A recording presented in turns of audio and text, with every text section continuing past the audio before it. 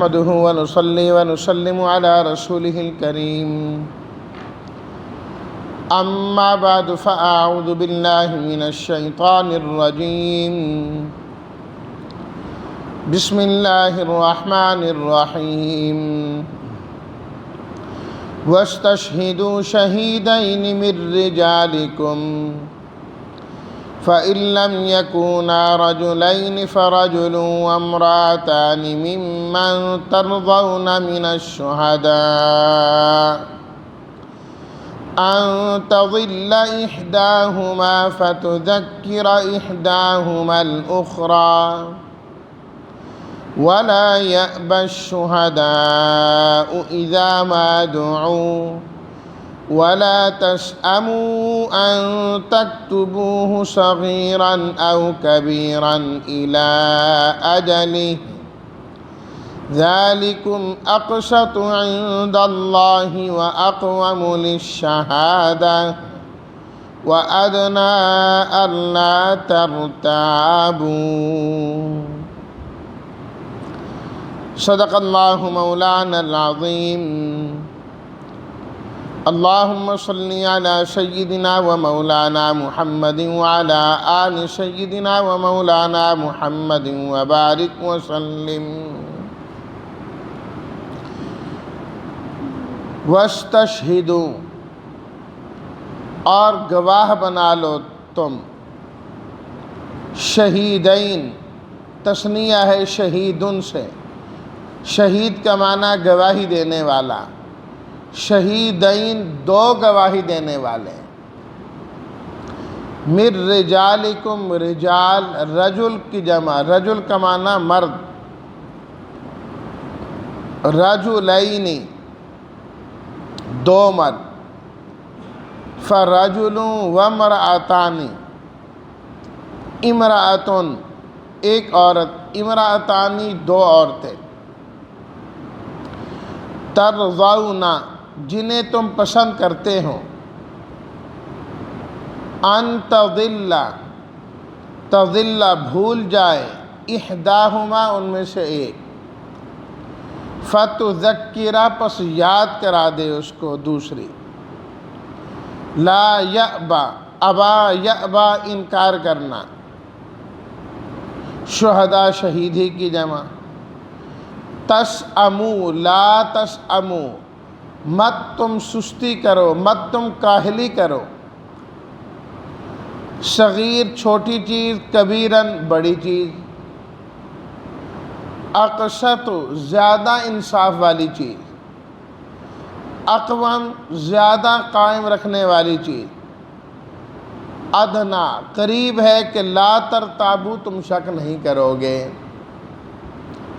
ترجمہ واستشہدوا شہیدین من رجالکم اور تم دو گواہ بنا لو اپنے مردوں میں سے پس اگر دو مرد نہ ہوں تو ایک مرد اور ایک عورت ممن ترضون من الشہداء ان میں سے جنہیں تم پسند کرتے ہو گواہوں میں سے ان تضل احداہما دو عورتیں اس لیے کہ ان میں سے اگر ایک بھول جائے تو اس کو یاد دلا دے دوسری عورت ولا یأبی الشہداء اور نہ انکار کریں گواہ جب ان کو بلایا جائے ولا تسأموا اور تم سستی سے مت کام لو اس سے کہ تم اسے لکھو چھوٹی چیز ہو یا بڑی چیز میعاد تک یہ چیز زیادہ انصاف والی ہے اللہ کے ہاں اور گواہی کو زیادہ قائم کرنے والی ہے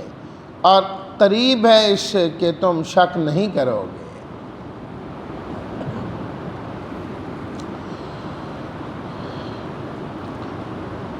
جب معاملہ قرض کا ہو لین دین کیا ادائیگی ایک طرف سے ابھی بعد میں ہونی ہے وقتی طور پر نہیں ہونی تو اس کے لیے اللہ تعالیٰ نے ایک ہدایت تو یہ دی کہ وقت متعین کر لینا چاہیے دوسری ہدایت اللہ تعالیٰ نے یہ دی کہ اسے لکھ لینا چاہیے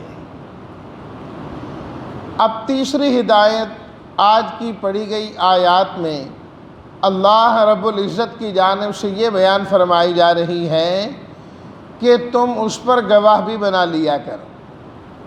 دو گواہوں کے سامنے اپنے یہ معاملات کرو۔ لکھنا تو لازم اور فرض نہیں ہے، جس طرح میں نے کل عرض کیا تھا، مستحب عمل ہے، لیکن گواہ اس پر ضرور بنانے چاہیے۔ تو اگلی آیات میں اگلے حصے میں آ رہا ہے نقد تجارت ہو پھر ضرورت نہیں ہے، بعد کا کوئی مسئلہ ہے تو اس پر دو گواہ ہونے چاہیے، تاکہ کل کلاں جب ضرورت پڑے تو یہ لوگ گواہی دینے والے بنے، صرف تحریر کے اوپر جو ہے فیصلہ نہ کیا جائے، صرف لکھی بات پر نہیں بلکہ اس پر دو گواہ بھی کم از کم ہونے چاہیے۔ یہ ہدایت دیتے ہوئے فرمایا وَاسْتَشْهِدُوا شَهِیدَیْن، تم گواہ بنا لیا کرو دو، مِن رِجَالِکُم، مردوں میں سے، مرد جو ہے وہ گواہ ہونے چاہیے۔ فرمایا مِن رِجَالِکُم، تمہارے مردوں میں سے ہونے چاہیے، اور ہم کون ہیں؟ مسلمان ہیں۔ بات اللہ نے شروع کی یا ایھا الذین آمنوا، اے ایمان والوں سے، تو فرمایا اے ایمان والو تم دو گواہ مرد بنا لو اپنوں میں سے، یعنی ایمان والوں میں سے، دو ایمان والے گواہ ہونے چاہیے، کافروں کو گواہ نہ بنایا جائے، اس میں ایمان والوں کو جو ہے نا گواہ ٹھہرایا جائے، تاکہ وہی کل گواہی دینے والے ہوں۔ اگر کوئی موقع ایسا ہے، جگہ ایسی ہے کہ وہاں پر دو مرد اس وقت موجود ہی نہیں ہیں، جب وہ آپس میں معاملہ ہو رہا ہے، تو اللہ تعالیٰ نے فرمایا کہ پھر ایک مرد ہونا چاہیے اور دوسرے مرد کی جگہ دو خاتون ہونی چاہیے، خواتین، دو عورتیں ہونی چاہیے۔ حدود اور قصاص جو ہیں وہاں تو اللہ تعالیٰ نے خواتین کی، عورتوں کی گواہی کو قبول ہی نہیں کیا، فرمایا وہاں یہ گواہی نہیں دے گی، وہاں مردوں کا ہونا ضروری ہے۔ باقی معاملات میں اللہ تعالیٰ نے عورتوں کی گواہی قابل قبول مانی ہے، لیکن ایک شرط اس میں یہ لگائی کہ اگر مرد نہ ہو فَإِن لَمْ يَكُونَا، اگر دو مرد اس موقع پر نہیں ہیں تو، نمبر دو، پھر اس ایک مرد کی جگہ میں دو عورتیں گواہی دینے والی ہوں، دو عورتیں گواہی، گویا کہ کل تین ہو جائیں گی، ایک مرد اور دو عورتیں، یہ مل کر کسی معاملے میں گواہی دیں گی۔ لیکن یہاں پر بھی شرط لگائی ممن ترضون من الشہداء، Like it, share it, subscribe it. پسند کرتے ایک ایسا شخص جو گناہوں میں لت پت ہے، فاسق ہے، فاجر ہے، کوئی آدمی اس کو اپنے کسی معاملے میں گواہ بنانا پسند نہیں کرتا کہ اس کا پتہ ہی کوئی نہیں کل کو پھر جائے، غلط گواہی دینے لگے، جو پہلے ہی اس طرح کی اس کی زندگی ہے تو آئندہ کے لیے کیا کرے گا؟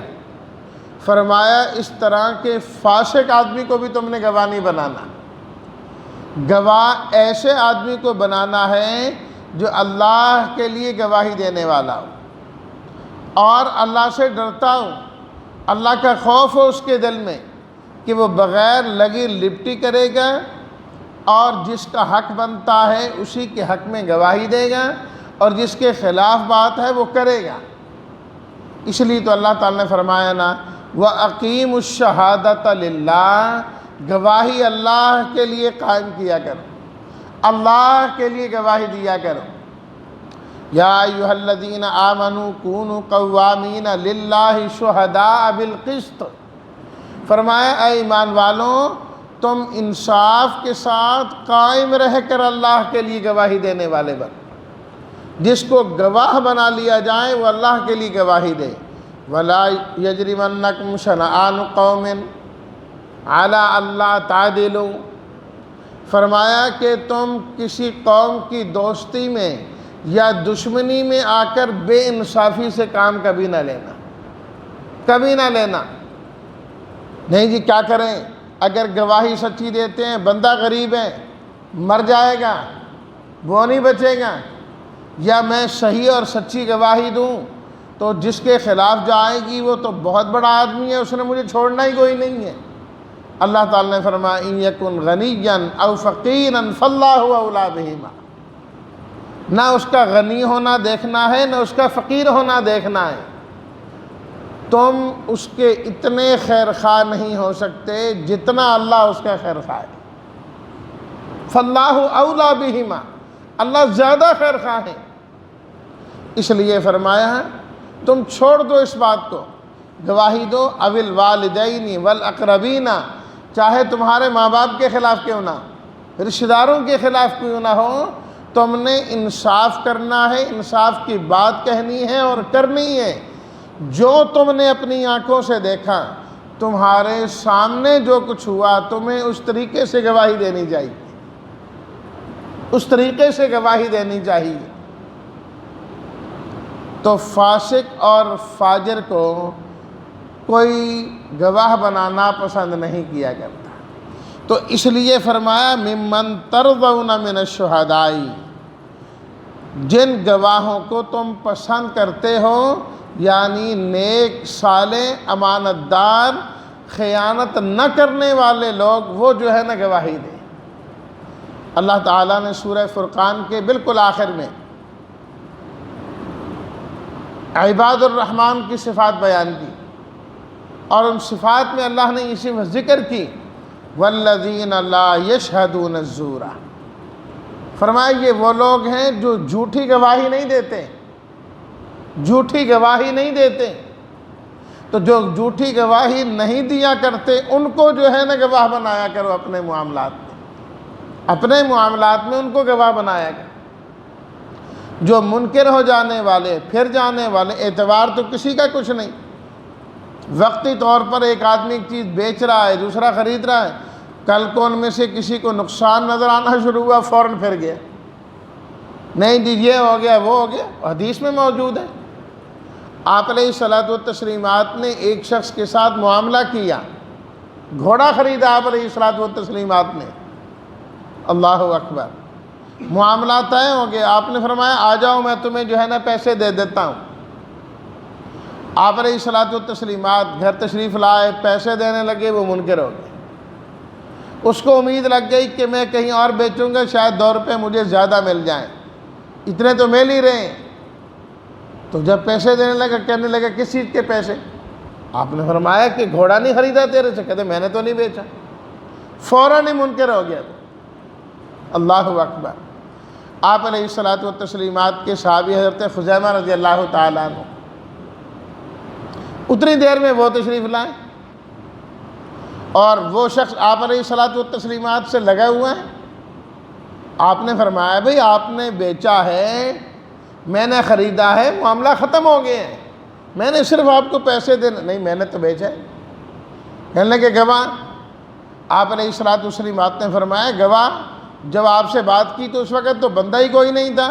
حضرت خزیمہ رضی اللہ تعالیٰ عنہ پہنچے، فرمانے لگے میں گواہی دیتا ہوں کہ اس بندے نے یہ گھوڑا بیچا ہے اور آپ نے خریدا ہے۔ اللہ اکبر۔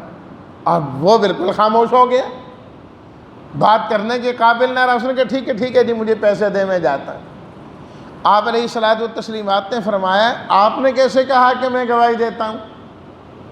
آپ تو موجود ہی نہیں تھے۔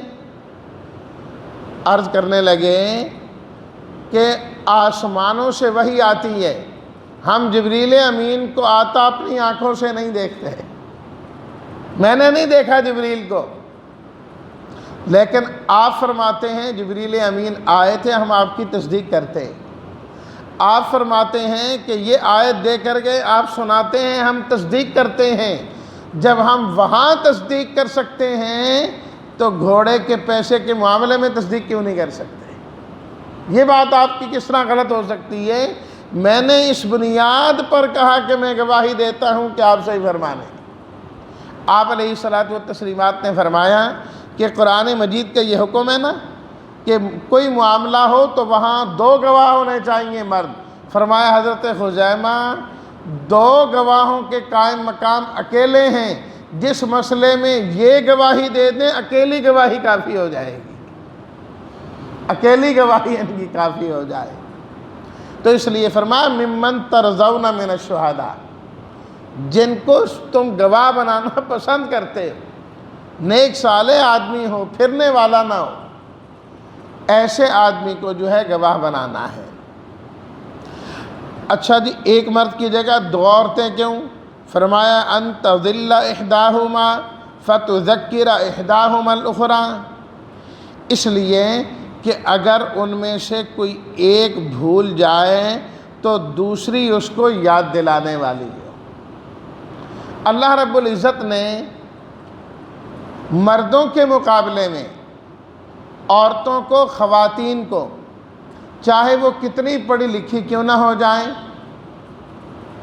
آپ علیہ الصلوۃ والتسلیمات نے فرمایا حدیث میں ناقصات العقل والدین، فرمایا کہ ان کا عقل بھی ناقص ہے اور ان کا دین بھی ناقص ہے، دونوں چیزیں ان کے ناقص ہیں. آپ علیہ الصلوۃ والتسلیمات سے خواتین نے پوچھا کہ ہم ناقصات العقل والدین کیوں ہیں، کہ ہمارا عقل بھی ناقص ہے اور دین بھی ناقص ہے. آپ علیہ الصلوۃ والتسلیمات نے فرمایا تمہارے عقل کے ناقص ہونے کی دلیل اللہ کا یہ قرآن ہے کہ اللہ تعالیٰ نے فرمایا وامرأتان، کہ 2 عورتیں گواہی دیں گی، اس لیے کہ ان میں سے ایک بھول جائے تو دوسری یاد کرائیں. تو معلوم ہوا 2 عورتوں کا عقل مل کر ایک مرد کے عقل کے برابر ہوتا ہے، ناقصات العقل. اور فرمایا ناقصات الدین اس وجہ سے ہیں، فرمایا کہ ہر مہینے میں چند ایام ایسے گزرتے ہیں کہ یہ نماز نہیں پڑھتی، نہیں پڑھ سکتی، روزہ نہیں رکھ سکتی، اس لیے فرمایا ان کا دین بھی ناقص ہے اور ان کی عقل بھی ناقص ہے. اور رب العالمین کا جو ارشاد ہے، فرمان ہے، وہ سچا ہے. آپ علیہ الصلوۃ والتسلیمات کے ارشادات سچے، چاہے کسی کو اچھے لگیں چاہے کسی کو برے لگیں. ایسا کیوں کہا گیا، فلاں کیا گیا؟ جس اللہ نے تمہیں بنایا اور پیدا کیا ہے کیا وہ بہتر نہیں جانتا؟ وہ بہتر نہیں جانتا، چاہے ایک عورت پی ایچ ڈی کیوں نہ کر جائے، حکم آج بھی اسی کا یہی ہے وامرأتان ممن ترضون من الشہداء، ممن ترضون من الشہداء. اور اللہ رب العزت نے عورت کے اندر یہ چیز رکھی ہے کہ وہ چیز کو بھول جانے والی ہے. تجربہ یہ ہے کہ کسی چیز کو یاد کرنا ہو، کیونکہ میرا اپنا تعلق جو ہے تعلیم و تعلم سے رہتا ہے، پڑھنے اور پڑھانے سے، دن بھر اسی میں گزرتا ہے. تجربہ یہ ہے کہ خاتون، لڑکی اور عورت جو یاد کرنے میں تیز ہے بنسبت مرد کے، لڑکے کو ایک چیز دے دیں، لڑکی کو ایک چیز دے دیں کہ اس کو یاد کرنا ہے، لڑکی جو ہے وہ جلدی یاد کر کے سنائے گی بنسبت لڑکے کے، وہ دیر لگائے گا. یہی وجہ ہے کہ آپ دیکھتے ہیں مختلف امتحانات اور یہ چیزیں ہوتی ہیں تو لڑکیوں کے نمبر بہت زیادہ ہوتے ہیں. اس کی وجہ یہی ہے کہ یہ چیز کو جلدی یاد کر لیتی ہیں. یاد کرنے کے بعد جب بھولنے کی بات آئے گی، لڑکا اگر اس چیز کو 20 دنوں کے بعد بھولے گا تو یہ 10 دنوں کے بعد بھول کے صاف ہو جاتی ہے بالکل. 10 دنوں کے بعد اس سے پوچھو، اس کو یاد نہیں ہوگا، اس کو پھر بھی یاد ہوگا. اللہ نے ساتھ ہی بیان کر دی ان تضل احداہما، ایک بھولے گی تو دوسری یاد کرائے گی، دوسری جو ہے وہ یاد کرائے گی. اللہ اکبر. مجھے اس موقع پر امام شافعی رحمۃ اللہ علیہ کی والدہ کا واقعہ یاد آیا کہ ایک موقع پر ان کو عدالت میں کسی معاملے میں گواہی دینے کے لیے جانا ہوا. اب وہ 2 عورتیں تھیں اور ایک مرد. گواہی دینے کے لیے جب پہنچے تو قاضی نے یہ کیا کہ ان دونوں عورتوں کو الگ الگ کر دیا. کہا بالکل 2 عورتوں کی گواہی سنی جائے گی اور صحیح ہوئی تو قبول بھی کی جائے گی، لیکن یہ 2 عورتیں گواہی الگ الگ دیں گی، کٹھی گواہی نہیں دیں گی. کھڑی ہوگی خاتون، یہ نہیں ہو سکتا کہ دو عورتیں گواہی دیں اور دونوں الگ الگ دیں، نہیں، ہم نے اکٹھی گواہی دینی ہے۔ ہوگا وہ کیوں؟ کہ قرآن مجید میں لکھا ہے دو عورتیں اس لیے گواہ بنیں گی ان تضل احداہما فتذکر احداہما الاخری، ایک بھولے گی تو دوسری یاد دلائے گی، تو یہ تبھی ممکن ہے جب دو عورتیں اکٹھی کھڑی ہو کے گواہی دے رہی ہوں، الگ الگ نہ ہو، ورنہ بھولے گی تو کون اس کو لقمہ دے گی؟ تو اس لیے فرمایا اکٹھی ہونی چاہیے۔ تو قاضی نے کہا واقعتاً بڑی ذہین عورت ہے، اس نے صحیح قرآن مجید سے استدلال کیا، تو اس نے اجازت دی کہ یہ دونوں عورتیں اکٹھی ایک جگہ آ کر ایک معاملے میں گواہی دیں گی۔ تو جب مائیں قرآن کو اس طرح سمجھنے والی ہوتی ہیں تو بیٹے امام شافعی جیسے پیدا ہوتے ہیں۔ اللہ اکبر۔ تو اسی چیز کا اثر جو ہے پھر وہ آگے جاتا ہے، ان تضل احداہما فتذکر احداہما الاخری، فرمایا ان میں سے اگر کوئی بھول جائے تو دوسری جو ہے وہ اس کو یاد دلانے والی ہوگی۔ تو اسی پر وقت جو ہے وہ مکمل ہوا۔ اللہ تعالی ہم سب کو ان ہدایات کو اپنانے کی توفیق عطا فرمائے، اور پروردگار عالم دین اسلام سیکھنے کی اور اس پر عمل کرنے کی ہم سب کو توفیق عطا فرمائے۔